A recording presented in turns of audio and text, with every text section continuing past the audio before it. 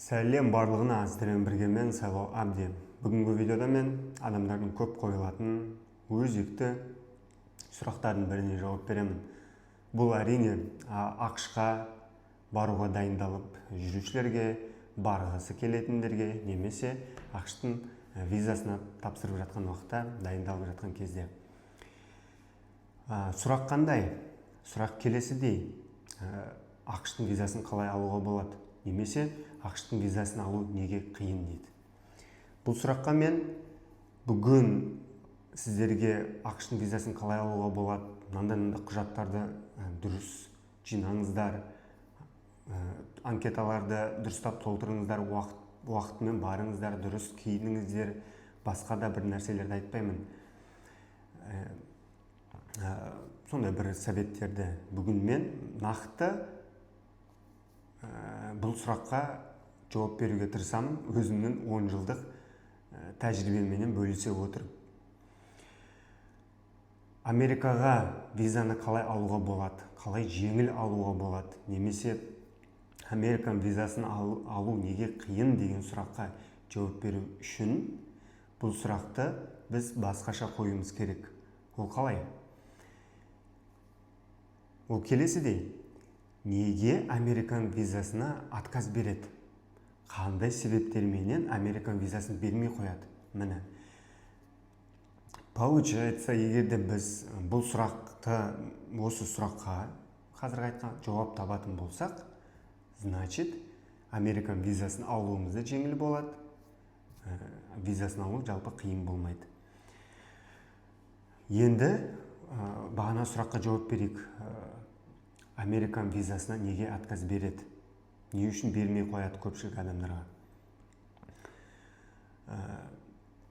Қазіргі мен бағанаға айтқандай, бұл жерде Американ визасын отказ береді, анкетаны дұрыс толтырмасаңыздар, қатесіз толтыру керек, интервьюға дұрыстап киініп бару керек, интервьюда сенімді болу керек, барлық сұрақтарға нақты етіп жауап беру керек, немесе белгілі бір визалардың түрлеріне деген секілді базовый талаптарды айтпаймын. Олар базовый, оларды онсыз да орындалу керек. Бірақ біздегі жағдай, көпшілік адамдар осы базовый требование, базалық талаптардың барлығын орындап жатады, бірақ соның өзінде виза ала алмай қалып жатады. Көбінесе Американ визасын алу қиын, Американ визасын бермейді екен деген секілді сұрақтарды Американ визасын ала алмай қалған адамдар туындатып, солар қойып жатады. Алған адамдар көбінесе бұл сұрақтарды қозғамайды. Сол себепті әрине сіздің айналаңыздағы адамдардың барлығы Америка тапсырған болса визаға, олар ала алмай қалған. Қазақстанда жүрген адамдардың барлығы жалпы виза ала алмай қалған адамдар. Алған адамдардың барлығы олар давно Америкада ұзақ уақыт бойы тұрады, өмір сүреді. Енді сұрақ мынандай. Американ визасын неге бермей қояды? Неге отказ? Виза бермеу туралы шешімді көп шығарады. 90 ауыз сөздің толықтай түйіні, 90% жағдайларда егерде сіз қатесіз толтырсаңыз да, шетелге шыққан печаттарыңыз бар болса да, жоқ болса да, интервью уақытылы келсеңіз де, ең қымбат киіміңізді кисеңіз де, атыңызда недвижимость болса да, недвижимость, жылжымалы көлік, үй, бірнеше бизнестеріңіз, семьяңыз, бала-шағаңыз, барлық нәрсе болса да, бермей қоятын жағдайлардың осы міне 90% себебінің бірі консулдық офицердің сізге сенбеуі. Интервьюға келген уақытта әрбір визаға тапсырушы адамға консулдар бір ғана көзқараспен қарайды. Ол осы визаға тапсырып жатқан мынау сіз Америкада қалып кету қаупіңіз бар. Елге қайтып келмей қоясыз. Немесе сізге қазір берілетін визаны басқа да бір мақсатпен пайдаланасыз. Егерде консулдың ойында осындай шешім, осындай ой түйіп қойған болатын болса, сіздерде қарапайым өмірде сондай шешімдерді шығарып қоясыздар. Белгілі бір адамдар туралы, және ол ойдан арыла алмайсыздар. Дәл сол секілді консулдық офицерден де сіздерге қатысты ондай ой туындап қалатын болса, онда сіздерге визадан отказ береді.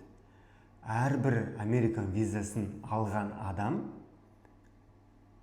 адам алу туралы шешім қолына алып, Америкаға кеткен адам, Америкада жүрген адамдар, сол адамдардың барлығына консулдық офицерлер сенді деген сөз. Оларға сеніп тұрып, сонда виза берді деген сөз. Міне, Американ визасын жеңіл алуларыңыз келетін болса, оңай алуларыңыз келетін болса, немесе Американ визасын отказ алуларыңыз келмейтін болса, ең бірінші нәрсе туралау керек, дайындалу керек нәрсе, көңіл аудару керек нәрсе бұл оларды сендіру. Егер де сіздерге сенетін болса, дәл сол мезетте көп ойланбай сіздердің визаларыңыз мақұлданды, 2-3 күнде қолдарыңызға аласыздар деген нәрсені айтады. Достар, мен бұл виза саласында 10 жылдан бойы айналысып келе жатырмын. Білесіздер, видеоларымда, каналдарымда, страницаларымды көріп жатсыздар. Егер де сіздерге профессионалды көмек керек болатын болса, рәсімдеу, толтыру дұрыс, бағана айтқан базовый талаптардан басқа, консулдық офицерді сендіру, оларды сіздерге дұрыс көзқараспен қарау, сіздерге виза беру туралы шешімді ойланбай шығару, сондай секілді ойларында лампочканы жарқ еткізу секілді қызмет керек болатын болса, әрбір видеоның астында, описанияда, осы видеоның астында да описанияда контакт нөмірлер, хабарласқан менің көмекшім бар Қазақстанда. Сонда хабарласыңыздар, жазыңыздар, консультация алсаңыздар болады. Сөйтіп келсеңіздер, маған сіздердің кейстарыңызды жібереді, мен сіздердің визаларыңызбен профессионалды түрде айналысамын. Дәл сол секілді Американ визасымен қатар Канаданың да визасын рәсімдеп бере аламын.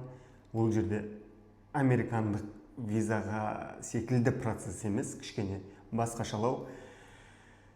Дегенмен ол жолды да бар өзінің түсіндіретін, оны алдағы уақыттарда айтып отырамын. Дегенмен кез келген қызмет профессионалды түрде, самый главный нәрсе бұл жерде айтылатын, профессионалды, кәсіби түрде көмек қажет болатын болса, хабарласыңыздар. Барларыңыз келетін болса, ертеңге қалдырмаңыздар. Сіздерге толыққанды көмектесіп, барлық нәрсені түсіндіріп беремін. Сау болыңыздар. Сіздермен болғанмен Сайлау Абди.